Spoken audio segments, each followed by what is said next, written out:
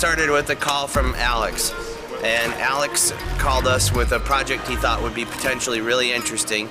And then he said it was for Amon Tobin. Vela was like, oh, we might be doing something with Amon Tobin. And for me, that was pretty huge because Amon is basically my favorite contemporary electronic musician. So we threw ourselves into it. I called Leviathan in Chicago. We had everybody come together.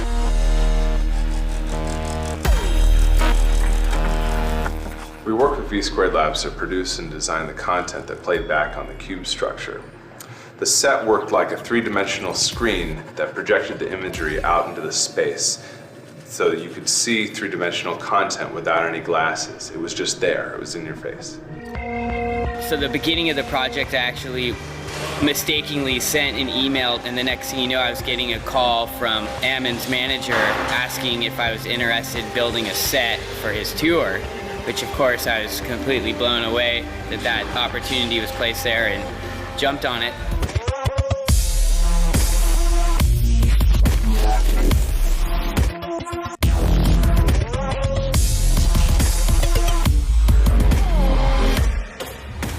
Alex Lazarus, he called me and he said he had an opportunity to work on a Amon Tobin stage, and he asked if I wanted to design it.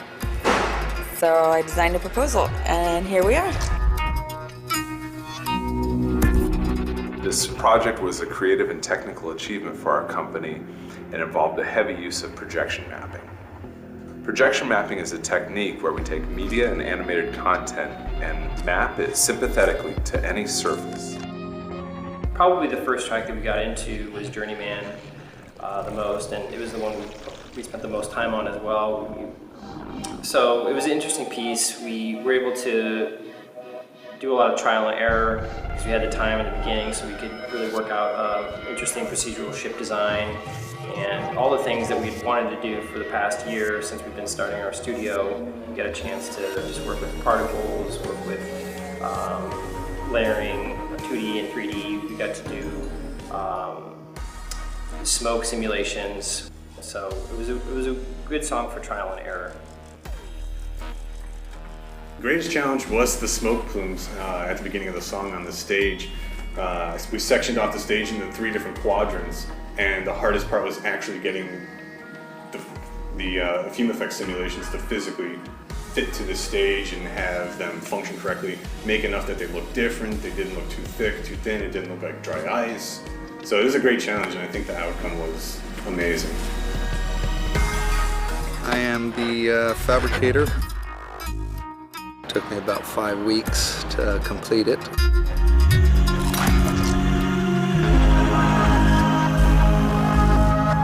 It's amazing seeing it going from drawings to what it is now, this incredible cubic structure that I'm trapped in.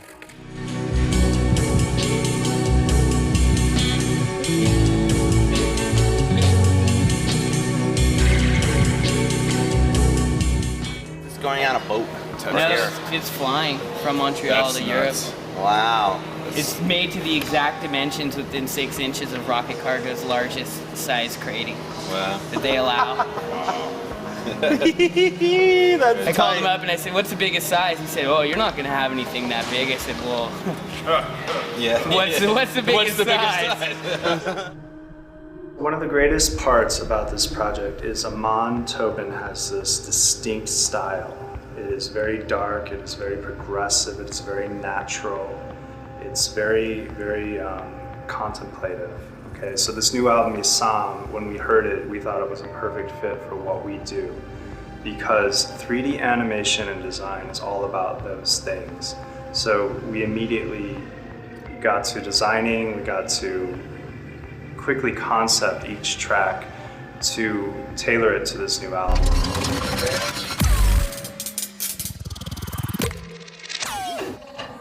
I really enjoyed working on a piece of paper. It had a lot of moments for strong hits that we had to show visually, and all our stuff needed to be conformed to the stage design, which was really awesome, and had a lot of places that we needed to fill and be reactive to the audio. So there were a lot of big hits, and there were things that were really tensing, and it was they were winding up.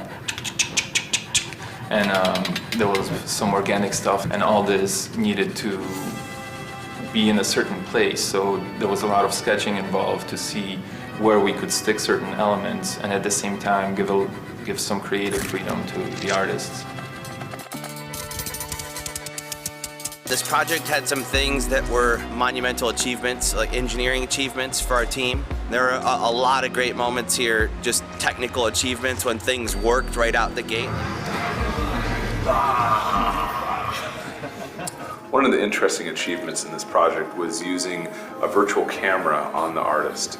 And this camera allowed him to be present on the surface of the stage set, but integrated as an avatar, graphically depicted along with the rest of the content that we created.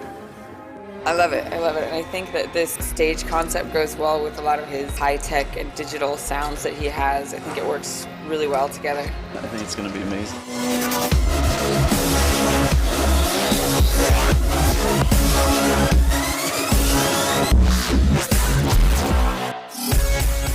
Experimenting is a way to keep yourself interested, and a way to hopefully find new territory and new places to go.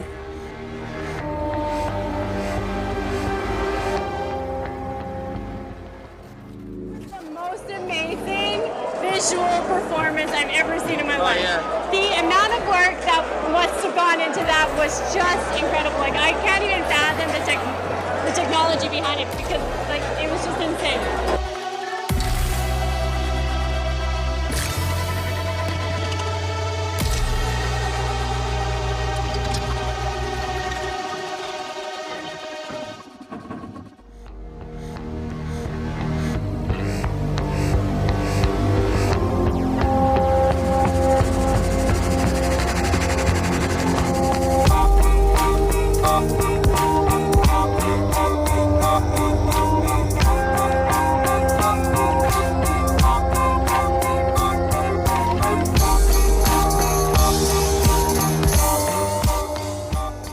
This is the weirdest interview I've ever done.